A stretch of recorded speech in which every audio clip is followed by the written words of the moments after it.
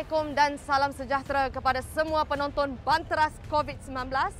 Saya Jana Nik akan menemani anda selama 30 minit dengan info yang padat dan menarik berkaitan pandemik COVID-19 di dalam dan di luar negara. Jangkitan coronavirus boleh menyebabkan spektrum gejala daripada sesama biasa kepada radang paru-paru yang teruk. Serangan ganas varian Delta masih lagi belum reda.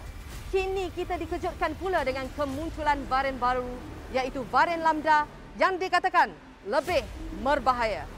Varian ini pertama kali ditemui di Peru, Amerika Selatan. Setakat ini, tiada kes melibatkan varian Lambda dikesan di negara kita. Kawalan pintu masuk negara telah pun diperketatkan bagi menghalang varian ini daripada menerobos ke negara kita. Program vaksinasi negara kini telah pun menampakkan hasilnya. Laporan harian mengenai jangkitan yang melibatkan tahap 4 dan 5 semakin berkurangan. Ingat, patuhi SOP yang telah ditetapkan walaupun anda telah lengkap divaksinasi. Ada dalam kalangan kita yang masih dijangkiti walau telah lengkap divaksinasi. Namun, kesan jangkitan mereka yang dijangkiti tidak seteruk mereka yang belum divaksin.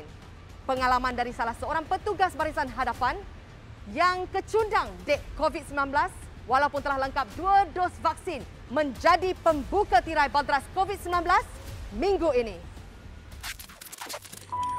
I'm positive COVID and I'm vaccinated. Kau dah komplit 2 dos. Kenapa still lagi kau dapat simptom? Saya mengalami simptom hilang diri rasa, diri bau. Saya mendapat keputusan yang bahawa saya positif COVID. Ini kenyataan yang harus disedari. Vaksinasi tidak menjadikan anda kebal daripada serangan virus COVID-19. Vaksin adalah bagi menguatkan tahap antibodi dan daya ketahanan badan manusia. Ia bukan ubat, apatah lagi untuk dianggap sebagai freedom passport. Direka asalnya bagi mengurangkan kadar kematian akibat COVID-19 selain mengelak pesakit menjadi kritikal dan dimasukkan ke hospital. Pengambilan vaksin juga berupaya merendahkan kadar kebolehjangkitan sekaligus memutuskan rantaian virus berkenaan. Virus COVID ni bukan daripada close contact pun kita boleh dapat. Mungkin daripada airborne. So saya tak tahu, mungkin saya dapat daripada rakan sekerja saya ataupun daripada pesakit COVID sendiri. Pada ketika saya mendapat keputusan saya menghidap penyakit COVID ni, saya rasa sangat tenang kerana saya percaya vaksin ni dapat membantu imun body kita untuk mengelakkan penyakit tu teruk dalam badan kita. Waktu itu saya rasa sangat bersyukur kerana saya telah menerima 2 dos vaksin. Tak ada deri rasa, tak ada bau lagi. Kalau boleh jangan membandingkan antara vaksin. Bagi saya tak kisahlah jenis vaksin apa, asalkan kita menerima vaksin itu. Dia membantu kita menguatkan antibodi. Bukannya vaksin ini kalau kita dah dapat, kita takkan dapat dah COVID. Itu jangkaan yang salah lah. So kita kena tukar pemikiran rakyat di luar sana bahawa vaksin ni, jikalau anda sudah menerima 2 dos vaksin, doesn't mean that anda tidak terkena COVID-19. Jangan gentar, penawar ada di tangan kita. Tahniah, Cik. Apa-apa pun, SOP kena jaga ya. Okey, terima kasih. Pengalaman Huzaimi Ishak yang telah dijangkiti virus COVID-19 walaupun telah lengkap 2 dos vaksin patut dijadikan pengajaran. Perlu diingatkan, pengambilan vaksin 2 dos bukanlah tiket untuk anda bebas ke mana-mana dan juga bukan tiket untuk anda melanggar SOP yang telah ditetapkan. Varian Delta lebih pantas menular berbanding varian Alpha dan telah pun menyerang 117 buah negara di dunia. Beberapa kajian antarabangsa telah mendapati bahawa varian Delta ini boleh menyebabkan komplikasi teruk kepada golongan dewasa. Pakar penyakit berjangkit Dr. Anthony Fauci menjangkakan Amerika Syarikat bakal menyaksikan lebih ramai kanak-kanak dijangkiti COVID-19. Justeru itu, langkah terbaik bagi melindungi golongan yang belum menerima suntikan vaksin adalah dengan memastikan ibu bapa mereka sudah divaksinasi. Saksikan Delta temui mangsa terbaru dalam Rentas Dunia. Dilema menghantui Amerika Syarikat yang ketika ini berdepan dengan peningkatan kes positif COVID-19 dalam kalangan kanak-kanaknya. Sesi baru persekolahan menyaksikan mereka yang berusia di bawah 12 tahun sebaliknya memenuhi ward pediatrik berikutan kes disebabkan varian Delta. Ibu bapa enggan menghantar anak-anak ke sekolah selagi tidak divaksin, namun mereka di bawah usia 12 tahun tidak layak menerima suntikan. Ini menjadikan kanak-kanak paling berisiko diserang Delta yang pertama kali dicetuskan Festival Kumbh Mela di Sungai Gangga, India pada April 2021. Sejak awal Julai, purata 216 kanak-kanak dimasukkan ke hospital setiap hari disebabkan jangkitan COVID-19. Namun pada 14 Ogos 2021, ia mencatat rekod tertinggi dengan 1,902 kes. Ogos menyaksikan purata 129,000 kes baru COVID-19 dengan sekitar 600 kematian dilaporkan setiap hari. Petugas medikal kini menyaksikan peningkatan kes kritikal membabitkan pesakit kanak-kanak sekaligus memungkinkan teori bahawa Delta lebih berbahaya terhadap golongan itu yang berdepan risiko lebih tinggi apabila berada dalam kalangan penduduk dewasa yang tidak divaksin. Sebagaimana yang telah diumumkan oleh Kementerian Kesihatan Malaysia dan juga pihak kerajaan bahawa kadar vaksinasi di Malaysia dilihat semakin meningkat, malah mungkin antara yang terpantas di rantau ini. Kadar vaksinasi khususnya di Lembah Kelang telah mencapai lebih 50% daripada penduduk dewasa dan ini merupakan satu perkembangan yang amat baik. Dan buat masa ini kita dapat lihat terdapat petunjuk-petunjuk yang positif. Antaranya adalah kadar bilangan pesakit yang menunggu di Jabatan Kecemasan dilihat semakin berkurangan berbanding tempoh 2 hingga 3 minggu ke belakang.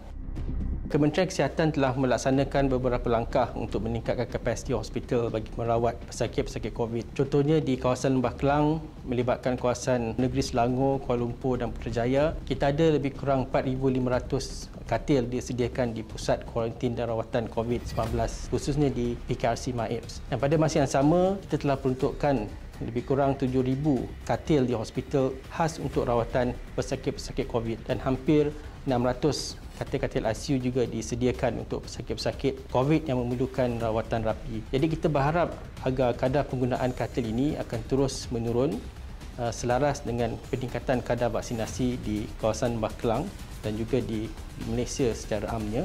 Selain dari itu, kita juga menukar fungsi beberapa kawasan di dalam hospital untuk menjadikan ICU sementara bagi menampung tambahan bilangan kes. Kita juga telah melibatkan beberapa lagi hospital tambahan termasuk juga hospital universiti seperti Hospital Universiti Malaya, Hospital Chancellor Tunku Mukhris UKM dan juga Hospital Pakar Kanak-kanak UKM.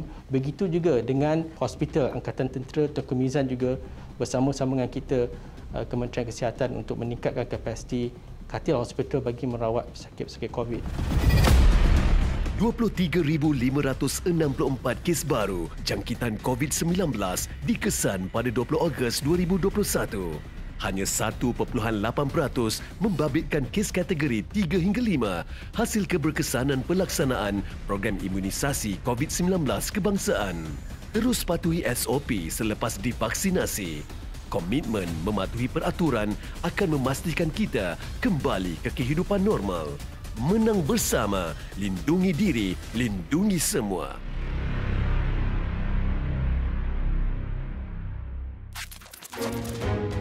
Ini adalah cabaran kita di dunia zaman sekarang.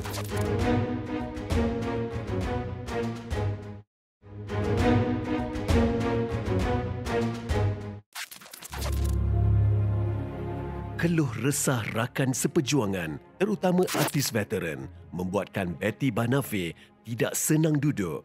Pelakon dan penerbit jelita ini tahu hatinya tidak akan tenteram selagi dia tidak menjenguk mereka yang terkesan dengan pandemik COVID-19 ini. Berbekalkan senarai nama mereka yang sudah dikenal pasti, beliau bersama Family of Charity menziarahi rakan selebritinya bagi bertanya khabar sambil membawa bantuan, antaranya berupa bekalan makanan asas. Penting baginya agar mereka tahu masih ada yang peduli.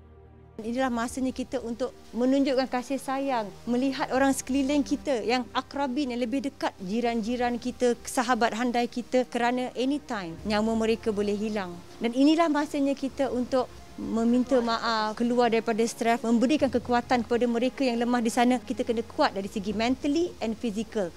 Ziarah Betty melegakan pelakon Harun Hashim yang meluah keperitan dirasainya, termasuk tentang pemergian bintang Anjang Aki, Allahyarham Datuk Baharudin Omar.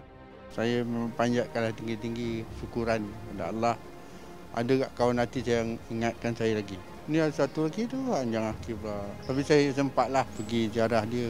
Bila meninggal lah. Ini maklumlah kali yang terakhir. Kita pun boleh lagi bergerak. Kalau tak boleh pergi tu ya. Macam Tawil, macam Anjang Aki. Al-Fatihah lah untuk dia. Biarpun seketika, bagi pelakon veteran Abu Bakar Kasim dan penyanyi serta pelakon 70-an S. Rohani, kehadiran Betty membuat mereka terharu. Rasa terharu yang amat sangat. Macam saya sebagai orang lama, sebagai veteran, masih diingati, masih dikenang lagi oleh kawan-kawan. Bukan nilai sumbangan tu yang saya pertikaikan, yang saya cakap ni adalah ingatan tu yang saya rasa amat terharu. Open Milik Charity, terima kasih sudi datang jenguk saya kat sini. Memang saya dah lama tak jumpa kawan-kawan dah semua. Saya sentiasa berdoa mudah-mudahan ya COVID ni cepat berakhir, kehidupan kita kembali normal macam dulu kan. Pilihan yang ada kini menurut Betty adalah untuk melangkah ke depan dan belajar hidup dalam norma baru. Ini adalah cabaran kita di dunia zaman sekarang, pandemik. Dan kita kena yakinkan orang sekeliling kita, jangan takut, hadapi dengan tenang dan redha, tawakal, syukur atas apa yang terjadi atas hidup kita. Semoga usaha murni yang ditunjukkan oleh Betty Benafeh bersama NGO Family of Charity memberikan sumbangan kepada rakan-rakan artis yang terkesan dapat meringankan beban yang ditanggung dan menjadi inspirasi kepada masyarakat khasnya. Bila disebut tentang petugas barisan hadapan dalam bidang perubatan, kita pastinya akan melihat pengorbanan para jururawat dan juga doktor di hospital. Namun tidak dapat kita lupakan petugas barisan hadapan yang berkhidmat di pusat pemberian vaksin. Mereka juga berkorban masa dan tenaga demi memberikan perkhidmatan terbaik kepada rakyat Malaysia. Malaysia tidak mungkin dapat berdepan dugaan COVID-19 ini tanpa pengorbanan para petugas barisan hadapan negara. Petugas medikal juga sukarelawan menggalas amanah demi rakyat dan negara tanpa mengenal lelah. Di Pusat Pemberian Vaksin Seksyen 28 Kenanga Shah Alam, para petugasnya memulai tugas kalau ramai kalangan kita masih diulit mimpi. Kru Bantras COVID-19 turun padang merakam pengalaman dan cabaran dihadapi wira dan wirawati negara ini. Pengalaman duka ni ada banyaklah. Yang berduka ni ada banyak dekat divisi Shah Alam lah. Ketika outbreak kami, 204 petugas yang positif. Tapi di sini setakat ni alhamdulillah tak ada apa lagi lah. Antara cabaran dekat sini, majoritinya ramai foreigner. Ramai daripada mereka ni tak faham dalam bahasa Melayu lagi. Sama ada kami mencari translator lah antara kawan-kawan mereka kan. Cari translator siapa yang faham untuk mereka translatekan semula. Sebahagian besar dalam diri saya untuk sama-sama kita membantras COVID-19 ini ada risiko yang tersendiri. Tapi saya bagaimanapun saya cinta akan rakyat Malaysia ni. Kalau boleh saya nak sihat dan kembali kepada normal sedia kala. So far kat sini semua macam okey, mematuhilah. Semua macam tak ada pakaian pelik yang saya dapat lah. Cuma kalau macam patient yang istimewa macam OKU, naik wheelchair, tu adalah. Berkhidmat tanpa jemu demi mencapai sasaran 80% masyarakat divaksin. Bersama saya, Dr. Faiz, merupakan salah seorang petugas di PPV Dewan Kenanga Seksyen 28 Shah Alam. Assalamualaikum, Doktor. Waalaikumsalam. Doktor, boleh tak kongsikan dengan kami di Bantras COVID-19 berapa agak-agak anggaran jumlah penerima suntikan vaksin di Dewan Kenanga? Mengikut kapasiti kami dalam 2001 hari, saya dapat katakan dalam 80 hingga 90%. Boleh tak doktor kongsikan sedikit sebanyak cabaran yang doktor lalui sepanjang berada di sini? Sepanjang berada kat sini memang ada beberapa cabaran lah. Sebagai contohnya, apabila orang datang ke pusat vaksin ini terlalu ramai, jadi kami tak dapat nak handle semua orang pada satu masa yang samalah. Sedikit pengalaman yang mungkin doktor tak dapat lupakan sepanjang berada di sini? Pengalaman yang saya tak dapat lupakan adalah bila menerima request, sebagai contohnya ada setengah orang tu mau divaksin sendiri ataupun mau dirinya tidak divaksin tapi ditukar kepada status divaksin. Jadi saya dekat sini nak ambil kesempatan dan peluang ni dan mengharapkan doktor dapat memberi sedikit saranan buat mereka yang belum menerima vaksin. Okey, so saranan saya harapkan semua orang yang telah menerima temujanji vaksin untuk datang kepada temujanji vaksin anda, dan mana-mana pihak yang belum lagi menerima temujanji tersebut bolehlah walk in kepada mana-mana pusat vaksin yang telah disenaraikan oleh JKJAV. Itu dia antara perkongsian daripada Dr. Faiz, dan kami mengharapkan sasaran 80% masyarakat divaksin dapat dicapai dengan lebih awal. Berehat seketika, kembali lagi selepas ini. Benda pun jadi macam sekelip mata kan. Taklah, saya rasa macam tak adil.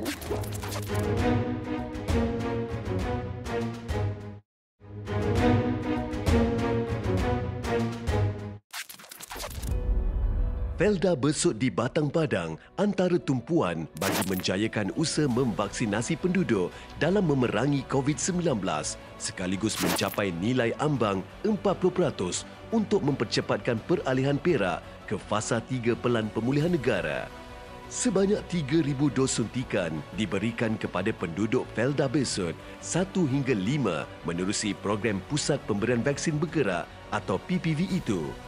Hasil kolaborasi Kelab Peminat Corporate Malaysia bersama Safi M. Musyul Sendirian Berhad dan Kerajaan Negeri Perak, sebuah trailer corporate diubah suai menjadi PPV bergerak bagi program 3 hari itu yang berakhir pada 24 Julai 2021. Kami di Negeri Perak, kita telah membuat persiapan sejak awal lagi untuk menyediakan PPV, iaitu Pusat Pemberian Vaksin. Jadi dari segi kru, dari segi persiapan, dari segi machinery, kita siap sedia. Seluruh Negeri Perak, paling tinggi kita telah berjaya untuk memberi vaksin kepada 31,000 orang pada 22 bulan yang lalu. Kalau untuk penduduk dekat sini untuk dapatkan vaksin dekat luar pun agak susah. And then kes pun sekeliling pun agak tinggi. So kat sini kami rasa terima kasih lah dengan pihak kerajaan yang buat inisiatif macam ni. Malaysia akan hanya menang setelah 80% rakyatnya divaksinasi. Jangan gentar, penawar ada di tangan kita. Ayo, vaksin diri, lindungi semua. Okey, saya dah update MySejahtera. Terima kasih. Menurut kenyataan yang dikeluarkan oleh Ketua Pengarah Kesihatan Tan Sri Dr. Noor Hisham, semua vaksin yang digunakan di bawah program vaksinasi COVID-19 kebangsaan di seluruh negara berkesan untuk menentang varian Delta. Virus kejam ini menyerang tanpa mengira siapa mangsanya. Dalam tempoh seminggu, 5 beradik menjadi anak yatim piatu sekelip mata apabila virus COVID-19 telah mengorbankan ibu bapa mereka. Ikuti luahan rasa anak-anak ini.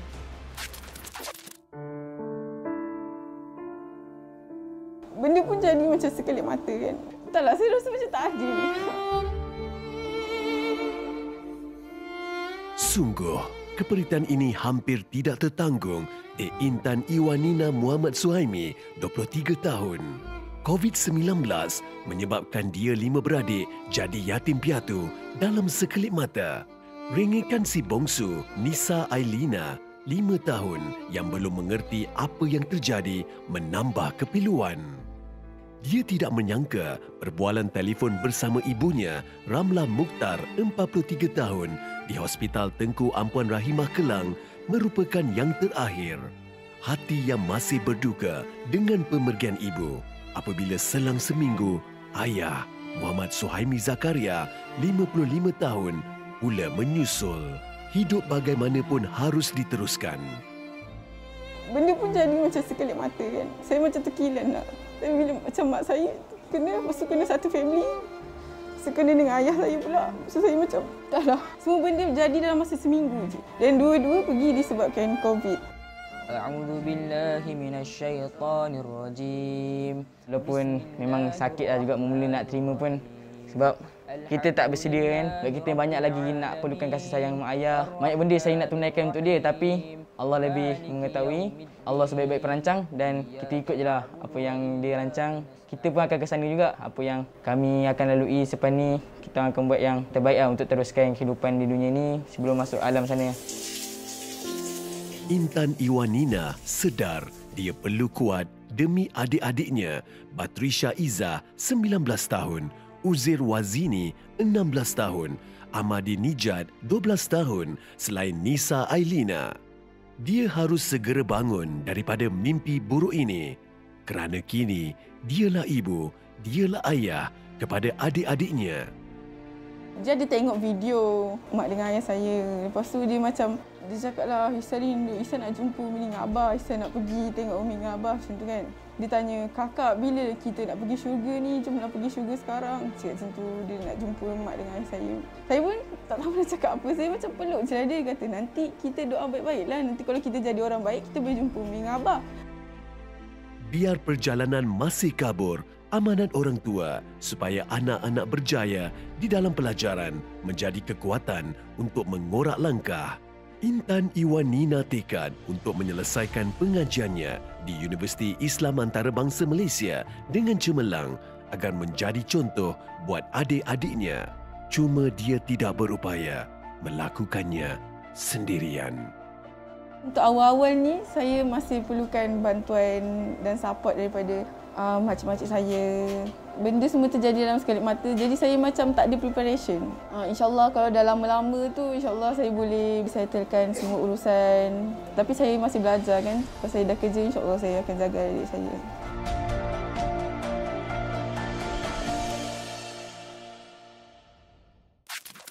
Ditinggalkan tanpa pelukan, ditinggalkan tanpa tatapan terakhir. Hanya panggilan terakhir yang menjadi kenangan buat Intan Iwanina bersama adik-adik. Semoga mereka berlima tabah menghadapi dugaan ini dan semoga segala kenangan bersama ibu bapa tersayang terus tersemat di jiwa mereka. Baiklah, itu saja laporan dan bingkisan untuk minggu ini. Perang menentang COVID-19 masih lagi belum tamat. Kita perlu bersatu untuk menghapuskan virus ini. Selepas lebih setahun kita menjalani kehidupan norma baru, saya pasti anda sentiasa mengingati dan mematuhi segala SOP. Bantras sampai tumpas, kita mesti menang. Jumpa lagi minggu hadapan. Assalamualaikum.